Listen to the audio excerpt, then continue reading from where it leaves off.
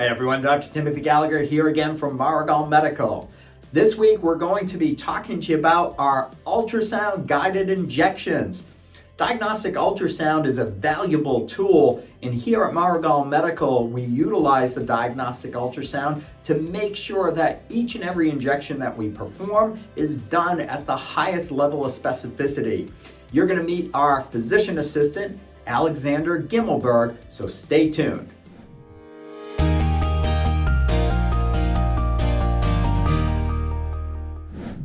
All right, I'm here with our physician assistant, Alexander Gimmelberg. How are we doing today, Alex? It's a great day. You know it is.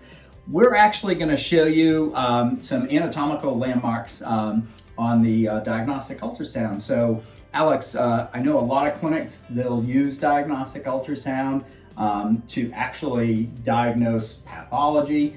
But in our clinic, we use diagnostic ultrasound a little bit differently. So why don't you tell the group how we use ultrasound? This is correct. I purposely use an ultrasound machine is to not identify specific injuries, but to point us in the right direction and make sure that we providing the injection in the exactly location that we're looking for. Right, yeah, because when we're doing these injections, and I know we've educated the group an awful lot about those wart and jelly injections, commonly known as the stem cell injections, the PRP or platelet-rich plasma injections. All of those are regenerative injections, so certainly you want to use the diagnostic ultrasound to make sure you're getting those regenerative cells exactly where they need to be. And then we do an actual non-regenerative injection called a sacroiliac joint injection and a trigger point injection. So for the trigger point injections, you don't typically use the ultrasound, do you? No, absolutely not. That's one of those that you can actually just feel the area. I learned my palpation skills. Yes. Right.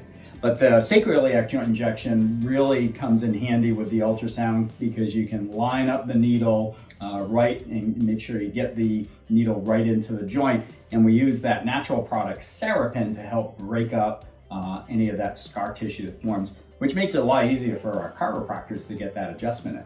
This is correct. Good. So I figured I got a big day next Thursday. I'm doing my annual PRP injection for my shoulder to keep things moving good. So nothing wrong with my shoulder. Every year I like to do a PRP booster to make sure I can keep moving it well. So we'll get some good detail on the injection next week. But I figured today, let's show the audience the level of specificity and what the ultrasound can do and just identify a couple of landmarks. So why don't we show the AC joint in my shoulder, the glenohumeral joint, and that partially torn supraspinatus tendon. That sound good? Sounds good. Awesome.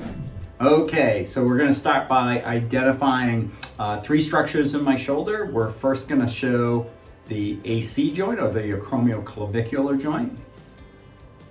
We got a ton of arthritis there. And Alex is just going to tell me when, and I'm going to snap a picture. Good now? Yep.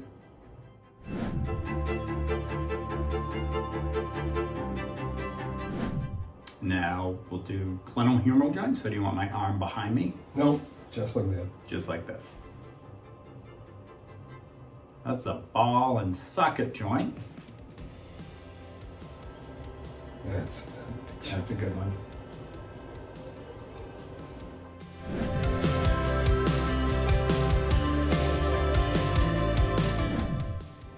And here's a good view. Yeah, that's great. Of supraspinatus. My partially torn supraspinatus.